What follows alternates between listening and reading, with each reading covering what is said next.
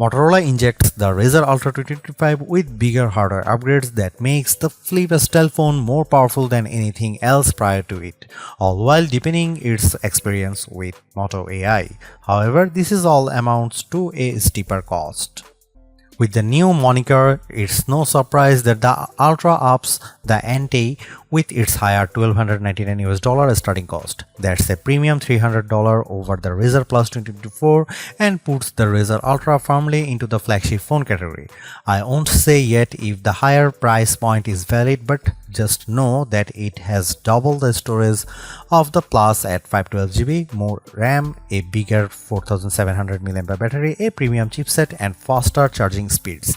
Additionally, it's really nice that you have more color options to choose from this time. You get a choice between Pantone Rio Red, Pantone Mountain Trail, Pantone Cabaret, and Pantone Scarab. I have got the latter, which features a suede-like Alcantara finish. While some would argue this is the most premium option of the bunch, I prefer the Pantone Mountain Trail version with its wooden finish.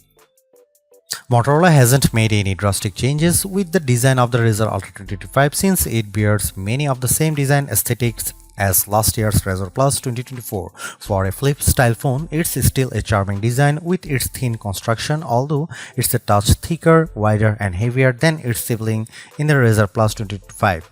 The hinge, too, feels more substantial because it's reinforced with titanium. In addition to the gapless design as before, the crease in the middle of the display isn't as deep as before, even if it's still visible at just the right angle. More importantly, I really like the snappier response of the hinge, which is not as stiff as last year's Razr Plus 2024. For a phone that folds, it still feels incredibly sturdy, which is backed up by its IP48 rated construction, but I'm not confident that the Alcantara will hold up as well as some of other finishes. Not only do I worry about it staining, but I also wonder if it will fade with frequent wireless charging. Apart from the new finishes, the only other design changes involves the addition of the AI key on the left side of the phone. While the design remains largely unchanged, the new hinge design and additional finishes continue to make it charming amongst foldables. It's a minor size upgrade in my opinion, but the Razr Ultra 2025 now packs a 7-inch Super HD AMOLED display. That's a mere 0.1-inch increase over display size in the Razr Plus 2024 and 2025. First of all, I will say it's a good looking display complete with wide viewing angles, bright colors, and tons of details.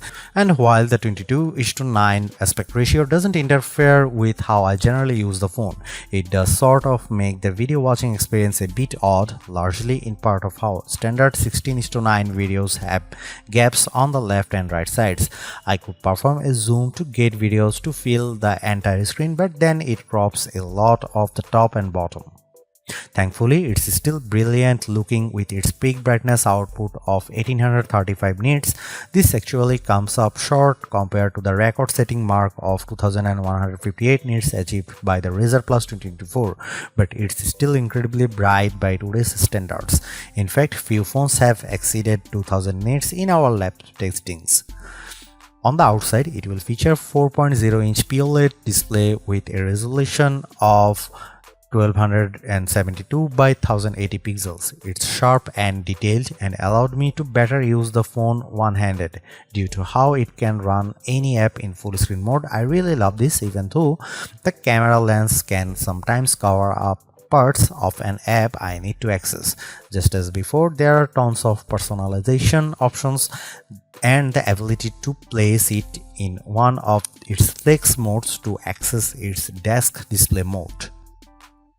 I wasn't a fan of the switch Motorola made with the Razr Plus 2024 since it dropped the ultra-wide camera in favor of a telephoto one with 2x optical zoom, but I'm glad that Motorola has gone back to that setup with the dual camera setup on the Razr Ultra 2025, which consists of a 50 megapixel main camera paired with a 50 megapixel ultra-wide camera. Flip phones such as this are meant for vlogging, so ultrawide cameras are valued for this exact reason when it's paired with the outer screen for recording video. While there is an upgraded 50 megapixel selfie camera embedded into the main display, I still love being able to use the better rear cameras paired with the outer screen. This makes selfies and vlogging much easier. Content creators will enjoy the number of camera modes available with the Razr Ultra 2025, including new editions like Group Shot, which basically takes a burst of images and blends the best faces for the picture perfect shot. As much as I like using Pro mode to tweak the camera settings to my hiking, it's only for photos and not videos. Plus, it's missing a portrait video mode that other similar priced phones offers. Here are some camera samples of the Motorola Razr Ultra 2025.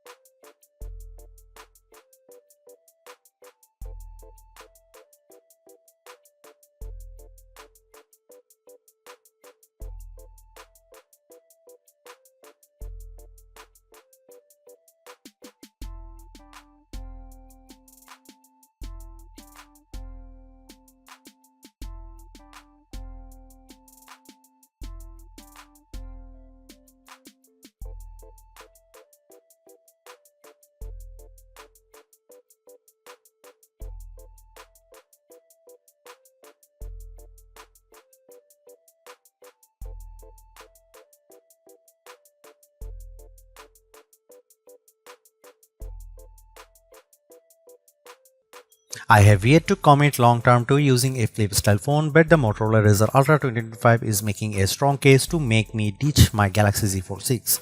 That's because this compact ultra sleek foldable phone is turbocharged in nearly every way over last year's Razr Plus 2024. Like I have said already, it's the most powerful and longest lasting foldable phone I have come across.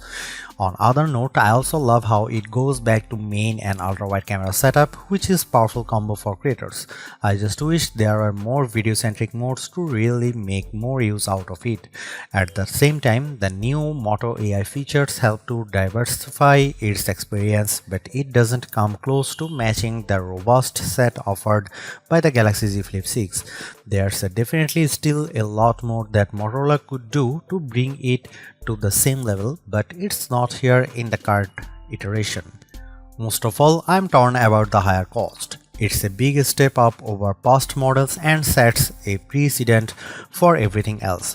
Price increases are inevitable, but this is just a bigger jump than what I anticipate shelling out for a flip style phone.